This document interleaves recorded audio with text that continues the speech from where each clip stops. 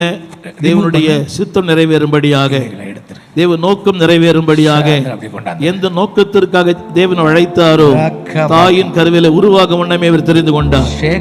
உலக தோற்றத்துக்கு முன்னமே தாயின் கருவில அந்த தேவன் வாழ்க்கையில நடத்தும்படியாக இளம் வாலிப காலத்திலே ஆண்டவருக்கு பிரியம் உண்டாகும்படியாய் a personal calling, a precious calling, a protective calling, a powerful calling, a promoting calling. இவரை கொண்டு தேசங்களிலே பட்டணங்களிலே உலகம் முழுவதும் கர்த்தரை பயன்படுத்தும்படியாய் எல்லாரும் கரங்களை உயர்த்தி பிதாக்களின் ஆசீர்வாதத்தை விட பிள்ளையின் ஆசீர்வாதம் பெரிதா இருக்க வேண்டும்.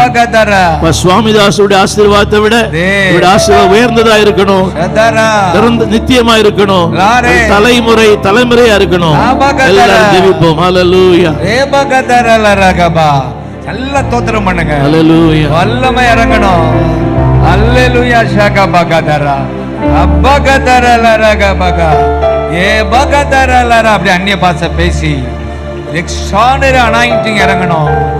அப்போஸ்தலர் 13ல பவுலையும் பர்னபாவை நிரப்பி ஃபுல்லாக்கி அனுப்புனாங்க. பிசாச விரட்ட முடிந்தது. எலிமாவை குருடாக்குற அந்த வல்லமை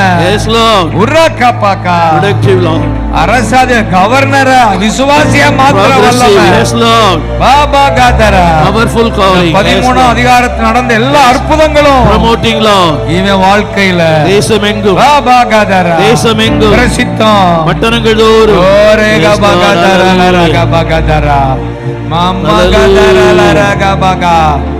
தாசை விட பல மடங்கு எலியாவை விட எலிஷா டபுள் போர்ஷன் அப்பாவுக்குள்ளது டபுள் போர்ஷன்.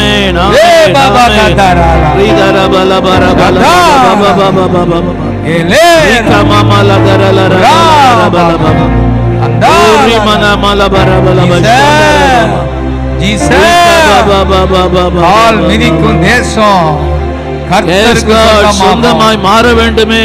கண் பார்க்கிற பூமி கல்வாரி கொடி பறக்கணுமே. நோக்கிப்பா அரைஸ் அண்ட் வாக். எழுந்து நடந்து திரி. கண்களை ஏறெடுத்து பா. உனக்கு சொந்தமாகும் ஆபிரகாமின் ஆசீர்வாதம் ரைட்ஷனுக்கு உண்டாவதாக.